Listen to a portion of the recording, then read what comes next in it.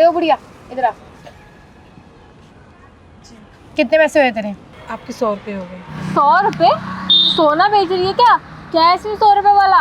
अरे नहीं नहीं बेटा, 2 प्लेट इडली के 100 रुपये ही होता है। एक सेकंड, क्या बोला तूने? बेटा? तू हमारी रिश्तेदार है क्या जो हमें बेटा बोल रही है?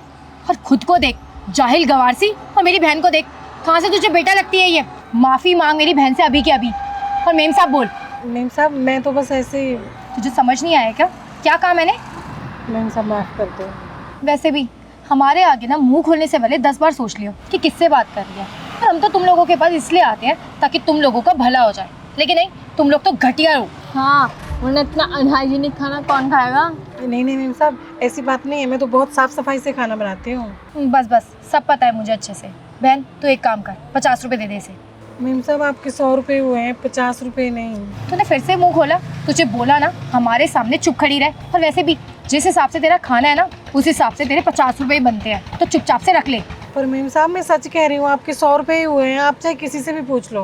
अच्छा, अब तेरे सड़े से खाने के लिए मेरी दीदी को किसी से भी पूछना पड़ेगा? जब दीदी ने बोला ना 50 रुपये हुए तो 50 रुपये ही हुए हैं। पर मेम साहब आप समझ ही नहीं रहे हो।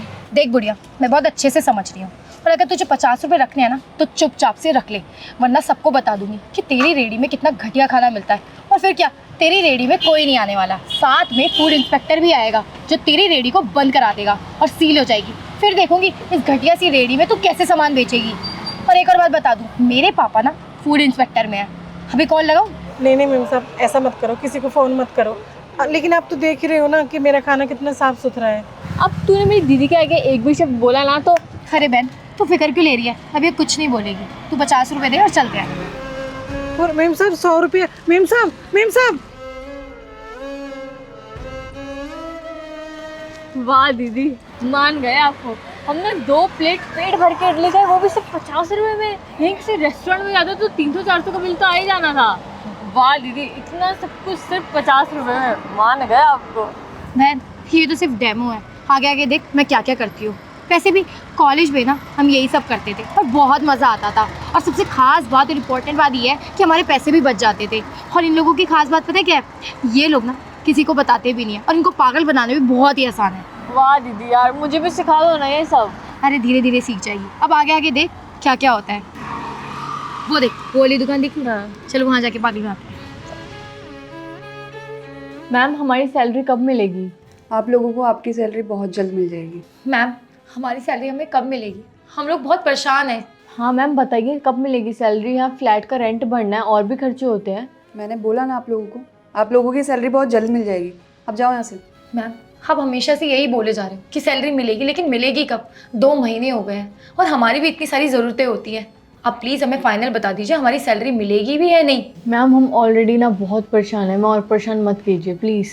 अच्छा, अभी आप लोगों को आपकी मेहनत के पैसे नहीं मिल रहे हैं, सैलरी नहीं मिल रही, तो आप लोगों को दिक्कत हो रही है, प्रॉब्लम हो रही है ना?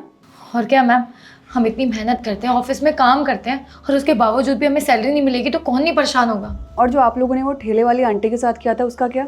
ठेली वाली आंटी? कौन सी आंटी? याद नहीं आ रहा कुछ? अभी याद आ जाएगा। मैं मंदिर आना, याद आया कुछ?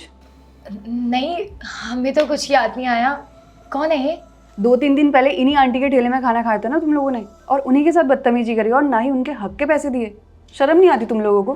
तुम लोगों को पता है वो लोग कितनी मेहनत करते हैं, दिन रात काम करते हैं ताकि कुछ पैसे कमा सके और अपने घर वालों को पाल सके, और तुम जैसे लोग उनके हक के पैसे खाते हो। और तुम लोग ये सोच रहे होगे अभी कि ये सब मुझे कैसे पता है। जिस दिन तुम लोग आंटी के साथ बदतमीजी कर रहे थे ना, उसी रास्ते मैं भी गुजर रही थी और वो सब मैंने अपनी आंखों से देखा है।